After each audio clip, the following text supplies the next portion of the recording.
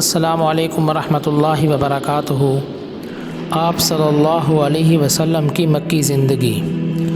کائنات جس وقت اندھیروں میں بھٹک کر اور تباہی کے گڑھے کے آخری کنارے پر پہنچ چکی تھی، تو خالق کائنات نے انسانیت پر اپنا خاص رحم و کرم فرما کر اپنے آخری حبیب صلی اللہ علیہ وسلم کو رحمت للعالمین بنا کر بھیجا، جن کی تشریف آوری سے کفر کی شب دیجور تا قیامت صبح نور کے اجالے میں بدل گئی۔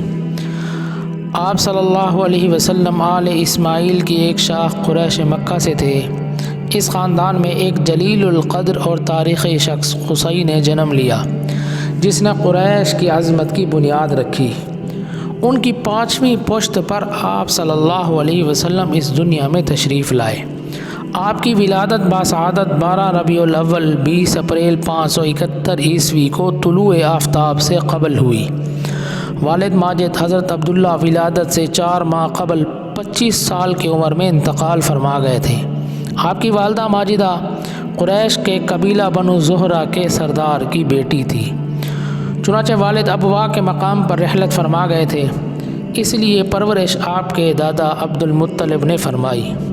انہوں نے پوتے کو سینے سے لگا کر خانہ کعبہ میں درازی عمر کی دعا کی۔ 7ویں روز عقیقہ کیا۔ قریش مکہ کے سرداروں کی دعوت کر کے آپ کا نام محمد رکھا، تاکہ ان کے پوتے کی تعریف ساری دنیا میں ہو۔ آپ کی والدہ نے آپ کا نام احمد رکھا۔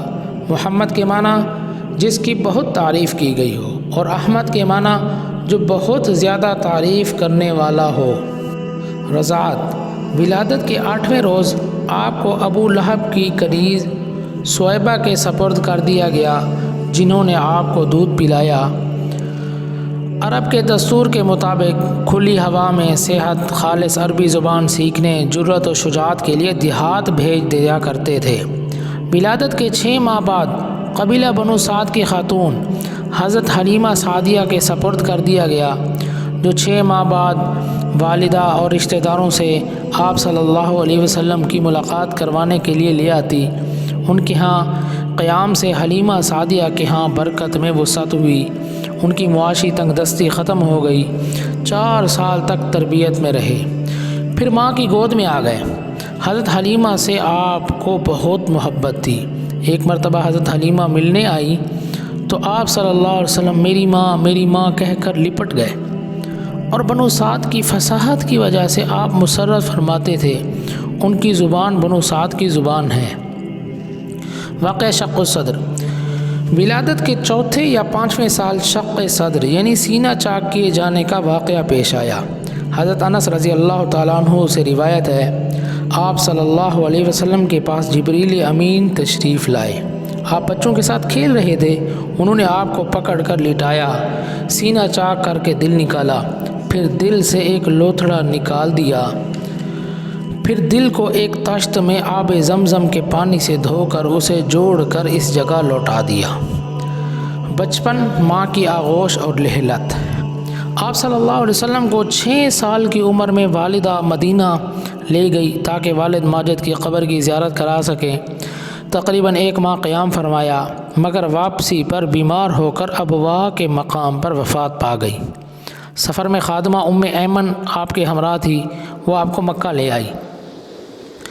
دادا کے سایہ شفقت میں والدہ کی وفات کے بعد انہوں نے سرپرستی میں لے لیا۔ دادا آپ سے بے پناہ محبت کرتے تھے، ہمیشہ ساتھ رکھتے تھے، آپ کے بغیر کھانا تناول نہ فرماتے تھے۔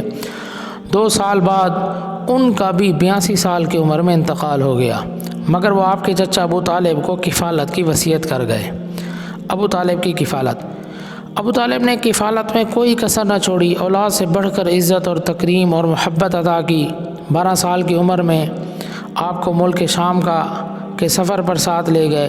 راستے میں بحیرہ نامی عیسائی راہب نے دیکھ کر انجیل کی پیشین گوئی کے مطابق نبی آخر الزماں ہونے کی پیش گوئی کی، اور کہا مجھے اندیشہ ہے یہودی ان کو نقصان دیں گے، چنانچہ غلاموں کے ہمراہ بصرہ سے واپس مکہ بھیج دیا۔ جنگ فجار۔ جب آپ صلی اللہ علیہ وسلم کی عمر 15 سال کی تھی، قریش اور قبیلہ قیس میں ایام الحرام یعنی ذوالقعدہ، ذی الحجہ اور محرم میں لڑائی شروع ہوئی۔ اس وجہ سے اسے حرب فجار یعنی فاجروں کی جنگ کہا جاتا ہے۔ چونکہ قریش حق بجانب تھے، آپ نے قریش کا ساتھ دیا مگر کسی پر تلوار نہ اٹھائی، بس اپنے چچاؤں کو تیر اٹھا کر دیتے رہے۔ لڑائی کا خاتمہ صلح پر ہوا۔ حلف الفضول، عرب کے قبائلی نظام میں لوٹ مار اور حق تلفی نے بے امنی کا بازار گرم کر کے رکھا ہوا تھا۔ اس معاہدے کا سبب بھی اسی قسم کا واقعہ ہے۔ زبید کا ایک آدمی سامان لے کر مکہ آیا اور عاص بن وائل نے اس سے یہ خریدا مگر اس کا حق ادا نہیں کیا۔ اس نے قبائل عبد الدار، مخزوم، سہم اور عدی سے مدد کو کہا لیکن کسی نے توجہ نہ دی۔ مجبوراً اس نے جبل ابو قبیس پر چڑھ کر بلند آواز سے اشعار میں اپنی مظلومیت بیان کی، تو اس پر زبیر بن عبد المطلب نے دوڑ دھوپ کی۔ ان کے باہمی مشورے سے ایک معاہدہ طے پایا جس کی اہم دفعات یہ تھی: نمبر 1، ہم ہر مظلوم کی مدد کریں گے خواہ کہیں کا ہو۔ نمبر 2، ہم یتیموں اور بیواؤں کی خبر گیری کریں گے۔ نمبر 3، ہم لڑائی جھگڑوں سے گریز کریں گے۔ پہلے معاہدہ طے کیا، پھر عاص بن وائل سے اس زبیدی کا حق دلایا۔ آپ صلی اللہ علیہ وسلم کو اس معاہدے میں شرکت پر اتنا ناز تھا کہ فرماتے تھے اگر مجھے اس معاہدے کے مقابل میں کوئی سرخ اونٹ بھی دیتا تو میں نہ لیتا۔ آج بھی اس معاہدے کے لیے کوئی بلائے تو حاضر ہوں۔ اس کا نام حلف الفضول اس لیے رکھا گیا کہ بنو جرہم کے 3 سرداروں نے پہلے اس کی تحریک کی تھی۔ ان تینوں ناموں میں فضل مشترک تھا۔ حلف الفضول سے ان کے نام کی یاد تازہ ہو گئی۔ تجارت کا مشغلہ، آپ چونکہ قریش قبیلے سے تھے جس کا نہ قافلہ لوٹا جاتا تھا، نیز یمن اور شام کی حکومتیں ان سے تجارتی ٹیکس بھی نہیں لیتی تھی، اس لیے قریش میں اکثریت کا پیشہ تجارت تھا۔ آپ بچپن میں بنو سعد کی اور بعد میں اہل مکہ کی چند قیرات پر بکریاں چراتے تھے، مگر جوان ہونے پر معاش کے لیے تجارت کا پاکیزہ پیشہ اختیار کیا۔ اس سلسلے میں بصرہ، شام، یمن کے متعدد سفر کیے۔ ہمیشہ معاملے کی صفائی، ایمانداری کو مد نظر رکھ کر عہد نبھایا۔ سچ بولنے، امانت داری کی وجہ سے پہلے ہی آپ کو اہل مکہ الصادق الامین کے نام سے پکارتے تھے۔ 25 سال کی عمر میں مکہ کی معزز پارسا خاتون، جسے شرافت کی وجہ سے طاہرہ کہا جاتا تھا، ابن اسحاق کے مطابق ختیجہ بنت خویلد جو مالدار معزز خاتون تھی، مزاربت کے اصول پر تجارت کرتی تھی، جب آپ کی دیانت اور امانت کی شہرت سنی تو انہوں نے اپنے غلام میسرہ کے ساتھ ملک شام میں تجارت کی پیشکش کی، جسے قبول کر لیا گیا۔ اس تجارت میں آپ کو بہت منافع ہوا۔ واپسی پر میسرہ نے آپ صلی اللہ علیہ وسلم کے اخلاق حسنہ کی بہت تعریف کی۔ شادی، حضرت ختیجہ نے جب یہ اوصاف سنے تو بہت متاثر ہوئی۔ انہوں نے اپنی کنیز اور سہیلی نفیسہ بنت منبع کو بھیج کر آپ صلی اللہ علیہ وسلم کو نکاح کی درخواست کی۔ آپ نے اپنے چچا ابو طالب سے اجازت مانگی اور ان سے نکاح کر لیا۔ اس میں تمام رؤسائے قریش شریک ہوئے۔ مہر میں 20 اونٹ دیے۔ یہ شادی بڑی کامیاب ہوئی۔ حضرت ختیجہ کے بدن سے 4 بیٹے، حضرت قاسم، حضرت طیب، حضرت طاہر، حضرت عبداللہ جو قبل از اسلام وفات پا گئے تھے، اور 4 بیٹیاں حضرت زینب، حضرت رقیہ، حضرت ام کلثوم اور حضرت فاطمہ نے جنم لیا۔ بیت اللہ کی تعمیر، آپ کی عمر 35 سال کی تھی تو اس وقت بیت اللہ کی دیوار سیلاب کی وجہ سے شکستہ اور خستہ ہو گئی تھی۔ چنانچہ اہل مکہ نے بہت سی عمارات گرا کر عصر نو تعمیر کرائی، مگر حجر اسود کی تنصیب پر جھگڑا ہو گیا۔ ہر قبیلے کی یہ خواہش تھی پتھر لگانے کی سعادت اسے ملے، تلوار نیام سے باہر آ گئی۔ اتنے میں ایک معمر شخص ابو امیہ بن مغیرہ نے تجویز دی، کل صبح جو شخص پہلے حرم میں داخل ہو ان کے فیصلے کو سب قبائل تسلیم کریں گے۔ چنانچہ اگلے روز سب سے پہلے آپ صلی اللہ علیہ وسلم داخل ہوئے حرم کے اندر تو تمام قبائل سرداروں نے کہا حاذ الامین رضینا بحکم،